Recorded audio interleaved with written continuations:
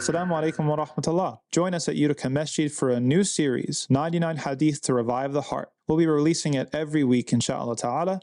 It's based off of the work of Imam Sa'di, Bahjat Qulub al-Abrar. In our next hadith, the Prophet sallallahu alaihi wasallam, he said, يَأْتِ الشَّيْطَانُ أَحَدَكُمْ فَيَقُولُ مَنْ خَلَقَ كَذَا مَنْ خَلَقَ كَذَا حَتَّى يَقُولُ مَنْ خَلَقَ اللَّهِ فَإِذَا بَلَغَهُ فَلْيَسْتَعِذْ بِاللَّهِ وَلْيَنْتَهِ. The Prophet ﷺ, he said that the shaitan, the devil, is going to come to any of you or one of you, and he's going to have you say, who created this and who created that, until he says, who created Allah? And if you get to that point, then you should seek refuge in Allah subhanahu wa ta'ala and stop there. It's a very important hadith because it shows us something about skepticism, and it shows us something about rationale and reason, as that reason is not some sort of neutral thing. It's not even one thing. A lot of people, they talk about logic and reason and rationality and things like that as if it's just purely objective, and there's an insufficient evaluation of what the human being is when we have that sort of understanding of what rationality is. We completely divorce and separate the emotional and the moral component of the human being, which is really inseparable from what it means to be human. There is something called motivated reasoning, right? And it's not so much that motivated reasoning, which is, can be susceptible to bias and to being misled and things like that. It's not that this is a failure to reason, right? As some people would understand it. This is actually what it just means to be a human being.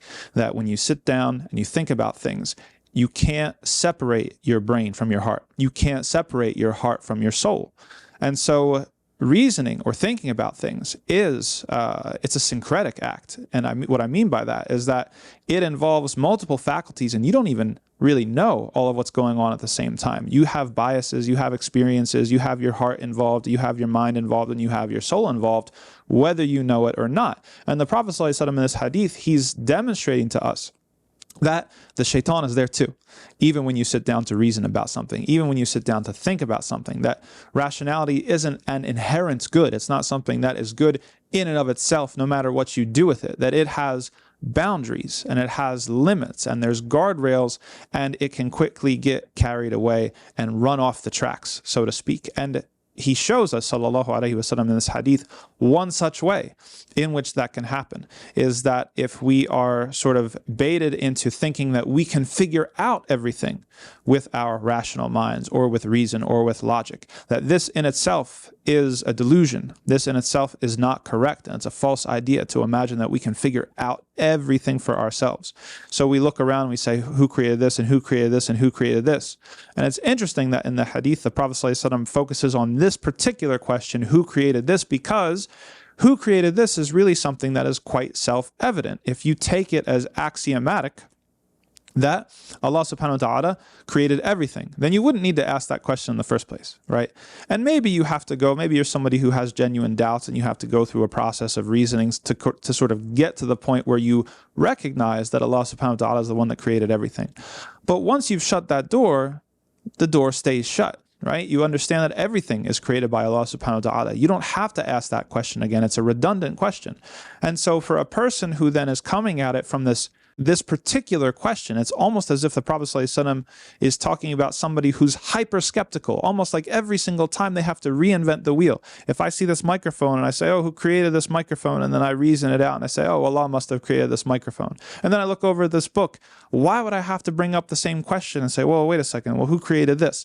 It shows something wrong with the person that they would have to continue to ask those questions, that they have maybe a moral deficiency, or they have some sort of other deficiency where they are giving too much credence to skepticism, where they have a hyper skeptical attitude, and they're asking questions that are not good questions that are bringing them closer to faith, but they're actually asking questions that are bringing them further away from faith and actually exacerbating the doubt that is already latent within their questioning in the first place, until the shaitan brings that person to even question Allah subhanahu wa ta'ala, gets the person to make a false analogy. And this is a very, very important point to register, a false analogy between what's in the creation and what's outside of the creation. Or put in another way, that to make sort of analogical reasoning with Allah subhanahu wa ta'ala, the creator of everything, as if he is something that is just among the creation.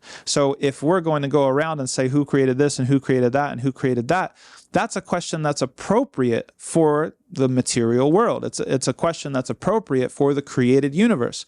It's a nonsensical question when you apply it to the creator. We can't make analogies between the creation and the creator. That's a false methodology in the first place.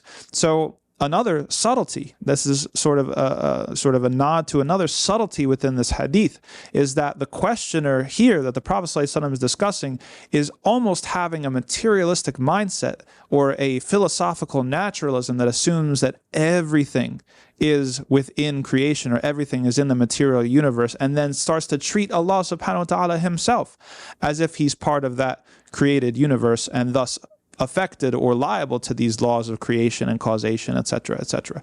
So this is an entirely false paradigm. Okay, it's hyperskepticism. It's using reason and logic unbound, rationality unchained, and it's using a tool that Allah subhanahu wa ta'ala gave you out of its proper context. Just as if Allah subhanahu wa ta'ala gave me a hammer, then what's the appropriate use of that tool? The appropriate use of that tool is to bang it against some nails, right? Even if I do something so much as bang it against a screw, then I'm using the tool wrong, and I'm just gonna, hurt the wall, or I'm going to damage the wall, or even damage the screw.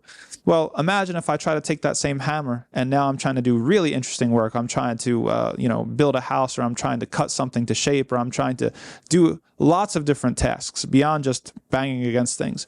That tool's not going to take me very far. I'm not going to be able to do everything I need just with that one tool. I've got different tools that I have to use. Well, the reason and the intellect and the rationality that Allah subhanahu wa ta'ala gave us is just one such tool among many tools.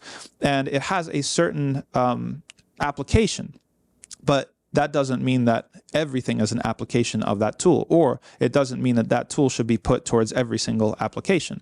Allah subhanahu wa ta'ala said in Surah Al-Mulk that one of the regrets of the people of the hellfire is that they did not use their reason. وَقَالُوا لَوْ كُنَّا نَسْمَعُ أَوْ نَعْقِلُ. And so we're not rejecting the idea of using your intellect or using reason or logic or rationality, but whose reason, whose logic, whose rationality, and within what bounds. This thing is a tool that's meant to bring us to the door of faith, and then we submit. That's a moral act, not an intellectual one. And then it's also, once we have submitted and once we believe, in order to help us understand and discover what Allah wants from us in His sacred texts, in His revealed words, in the Sharia, right? This is also a function of reason, but it's not to put it or use it out of its proper context until the point where we're manipulating or we're cherry picking or we're mutilating actually Allah's guidance in favor of our own nafs or anything like that.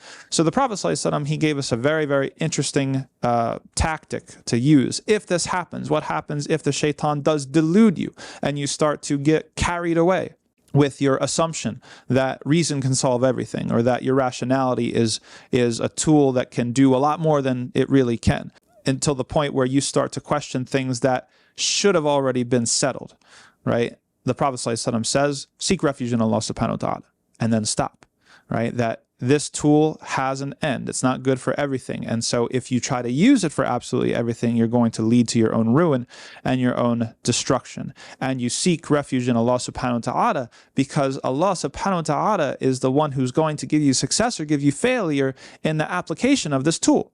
Right? If you want to reason correctly, if you want to come to the correct conclusion, if you want to, use these things within their proper scope, then you depend upon Allah subhanahu wa ta'ala. And so seeking refuge in Allah subhanahu wa ta'ala is actually a reassertion of your morality, or of that moral dimension. It's a reassertion of your sincerity and your submission to Him. And if you do that, then Allah subhanahu wa ta'ala is going to assist you and aid you in bringing that sort of reasoning back into its proper scope and not using it beyond its proper scope. And then you have to take the means, which is to stop asking, or to stop asking fruitless, unnecessary questions.